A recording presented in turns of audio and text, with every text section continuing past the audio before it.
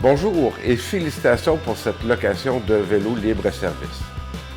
Première chose à savoir, c'est qu'il est important de porter un casque, c'est même obligatoire. Deuxième chose, c'est qu'on va faire une vérification visuelle du bon état du vélo, c'est-à-dire vérifier les pneus, vérifier aussi le bon fonctionnement des freins et l'état en général du vélo. Vous devrez aussi suivre pertinemment toutes les règles appliquées au fonctionnement et à la circulation dans votre municipalité. Nous allons maintenant parler du fonctionnement de l'écran. Donc, pour allumer le vélo, on va appuyer sur le dessus ici, sur le bouton Power, une fois. À ce moment-là, l'écran s'allume. En haut, ici, vous allez retrouver la vitesse à laquelle vous allez rouler en km/h. Suivi en dessous du wattage. Donc, le wattage, c'est la dépense énergétique qu'on va demander au vélo. Plus on demande de l'énergie, évidemment, plus ça va affecter le rendement de la batterie. Ensuite, on va avoir le trip et le time. Ces deux éléments-là ne sont pas, on ne peut pas les remettre à zéro. C'est cumulatif tout le temps. Juste à côté, on a le statut de la batterie en nombre de bars, mais aussi en voltage. Et c'est le voltage vraiment qu'on va regarder, c'est-à-dire à 54 volts, la batterie est pleine, et on devra recharger absolument à 42 volts. On termine avec le mode Eco. C'est le mode standard qu'il y a sur le vélo. Il n'y a pas d'autre type de mode. Et finalement, l'assistance. À 0, c'est un vélo normal, sans aucune assistance. Avec les boutons plus et moins qui sont sur la manette, vous allez pouvoir augmenter ou baisser l'assistance.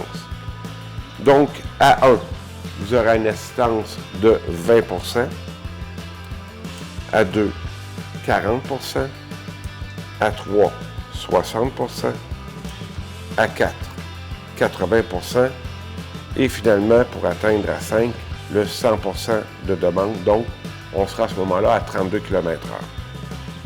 Pour remettre l'assistance à 0, on devra réappuyer 5 fois sur le bouton moins pour remettre le vélo à 0, donc sur le neutre.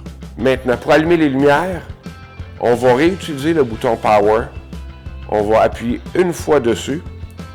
Et là, les lumières, autant avant qu'arrière, s'allument. Et si on n'a pas besoin de lumière, on repèse une autre fois sur le bouton Power. Et là, les lumières s'éteignent. Maintenant, si vous éprouvez un problème avec le vélo, c'est-à-dire, par exemple, une crevaison, vous allez dans votre application à droite, le point d'interrogation, vous allez cliquer dessus. Et là, vous avez problème de véhicule. On clique dessus aussi. Ce qu'on va faire, c'est qu'on va décrire le problème.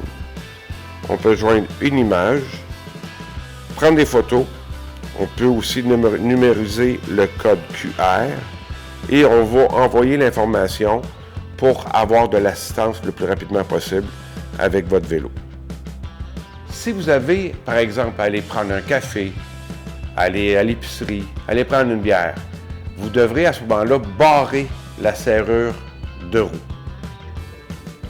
Pour faire, vous n'avez qu'à abaisser le loquet et vous entendez un bruit comme de quoi que la barrure a enregistré que le vélo est maintenant bien barré. Pour déverrouiller la serrure de roue, vous retournez sur votre application, vous allez aller chercher votre véhicule et maintenant vous pouvez le débarrer avec Bluetooth. Dans ce cas-ci, chaque barrure a sa carte SIM, pardon. Donc, vous allez déverrouiller via Internet. Maintenant, il ne me reste qu'à vous dire, amusez-vous et bonne route!